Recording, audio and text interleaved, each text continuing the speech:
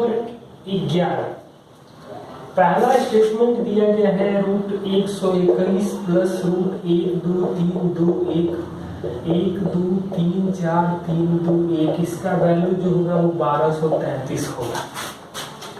और दूसरा स्टेटमेंट दिया गया है 0.64 प्लस 64 प्लस 36 प्लस 0.36, इसका वैल्यू जो होगा वो 15 से बड़ा होगा।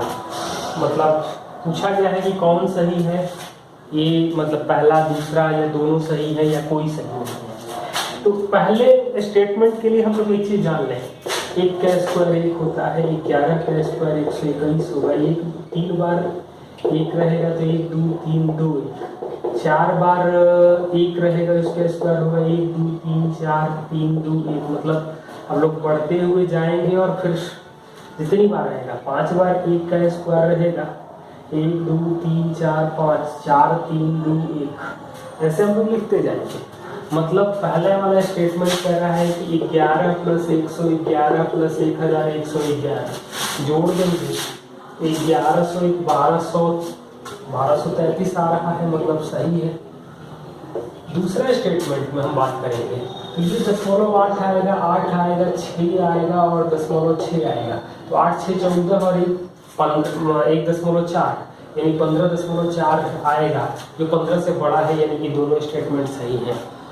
हमें दिया गया है 2 plus √2 plus 1/2 plus √2 plus 1/2 minus √2 plus 2 minus √2, इसका मान क्या होगा? तो ये तो साफ साफ दिखाई दे रहा है। इसको स्लाइड करेंगे तो 2 माइनस √2/2 और ये 2 प्लस √2/2, √2 ये 4 हो जाएगा। यहाँ एलसीएम लेंगे तो 2 जोड़ेंगे तो 2 माइनस √2 प्लस 2 प्लस √2, यानी ये दोनों कैंसिल, 4/2 यानी 2 4 और 2 जोड़ देंगे तो आता है। क्वेश्चन नंबर 13, दो संख्याओं के का योग 14 है, मतलब a प्लस b दिया गया है 14 और वर्गों का अंतर 56 है, मतलब a square minus b square 56 है, मतलब a माइनस b जो आ जाएगा वो 4 आ जाएगा, क्योंकि a square minus b square जो होता है वो a प्लस b होता है। दोनों को जोड़ देंगे तो a का मान 9 आ जाएगा और b का मान 5 आ जाएगा। दोनों के वर्गों का योग पूछा गया है, मतलब a square plus b square को लिख सकते हैं 9 स्क्वायर प्लस 5 स्क्वायर, 81 और 25 जोड़ेंगे तो 106 आ जाएगा। 1006 का स्क्वायर माइनस 1007 गुणे 1005 प्लस 1008 गुणे 1004 माइनस 1009 गुणे 1003, इसका मान क्या होगा? तो हम लोग 1006 को t मान लें, मतलब कि t square minus t plus 1 और t माइनस 1, यह आएगा t प्लस 2 और t माइनस 2, यह आएगा t प्लस 3 और t माइनस 3। आप सब देख रहा है, क्योंकि ऐसे सवाल टेक्निकल होते हैं, ऐसे सवाल सॉल्व करने के लिए नहीं होते हैं कि गुणा करते रहे। वैसे मैंने गुणा में बताया था 1000 के आसपास गुणा करना, लेकिन वो गुणा करने के लिए नहीं होता है। टी स्क्वायर माइनस 1 यानी टी स्क्वायर माइनस 1 यानी कि ये तो प्लस 1 हो जाएगा, ये आएगा टी स्क्वायर माइनस 4 और ये माइनस सामने है तो minus T square plus 9, T square cancel, T square ये 1 आएगा, 9 में से 4 घटेगा 5, यानी 1 और 5 जोड़ देंगे तो आ जाएगा 6।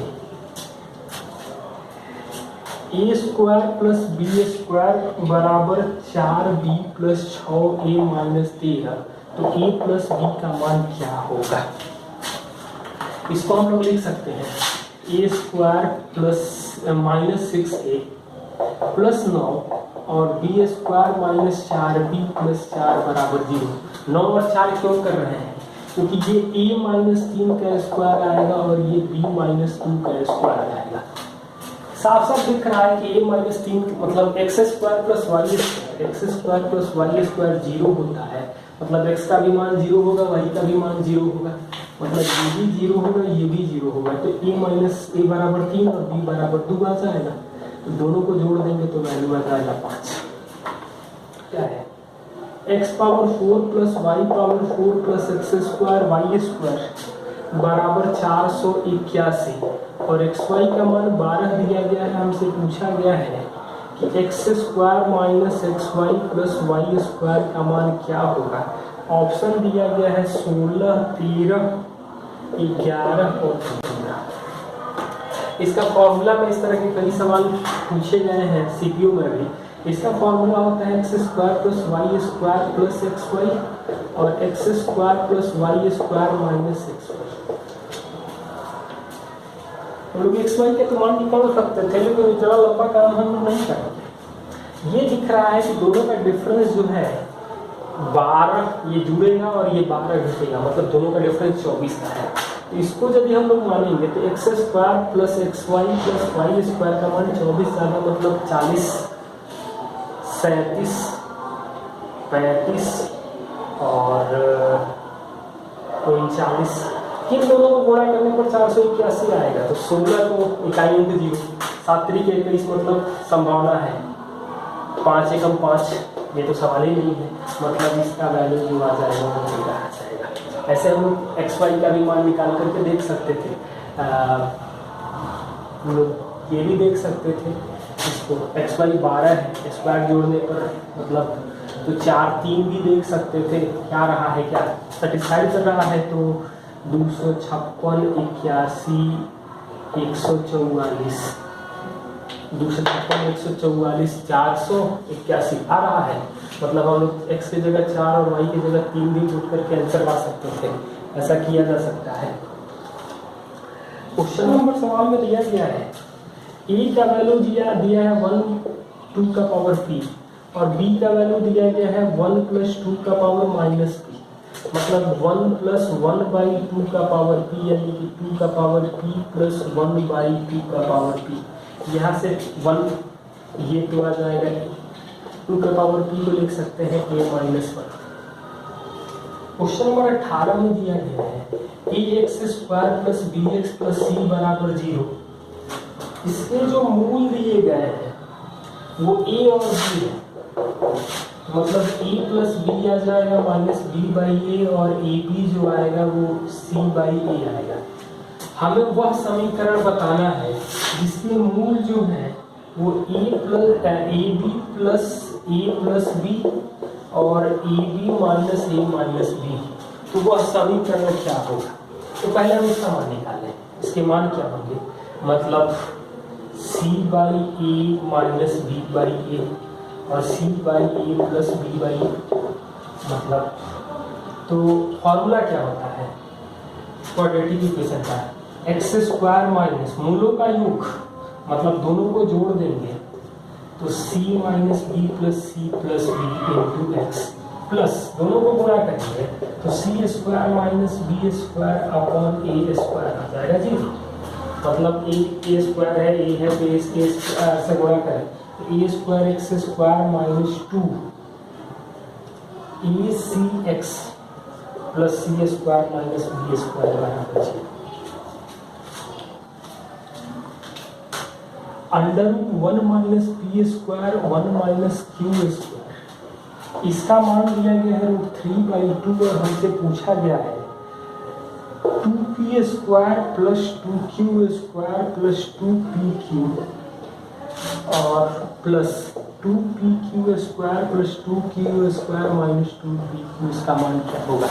तो सबसे आसान तरीका तो ये है कि q को हम लोग 0 मान लें, q को यहाँ 0 मानेंगे तो 1 माइनस पी स्क्वायर आएगा 3/4 स्क्वायर करेंगे तो मतलब पी स्क्वायर 1/4 आ जाएगा, यानी कि पी का वैल्यू आ जाएगा 1/2।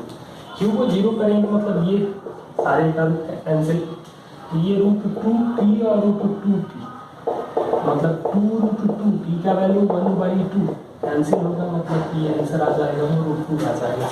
Question number 20 a plus b का whole square minus 2 into a plus b बराबर 80 और ए बी दिया गया है 16, तो हमें 3a माइनस 19b का मान पूछा गया है और ऑप्शन दिया गया है -16, -14, -18, -20। ये तो साफ साफ हम लोग कर सकते हैं कि a प्लस बी को t मानेंगे, मतलब कि टी स्क्वायर माइनस 2t आ रहा है 80, तो 10 माइनस 8t का मान आएगा। तो a प्लस बी जो आएगा वो या तो 10 आएगा या a प्लस बी जो आएगा वो माइनस 8, लेकिन गुणा करने पर 16 आना चाहिए। यहाँ पर तो संभव नहीं है, -4 संभव है, लेकिन यहाँ -4 पर रिजल्ट नहीं आएगा, प्लस 64 आ जाएगा। ये 8 डूब करे तो 24 - 38 -14 आंसर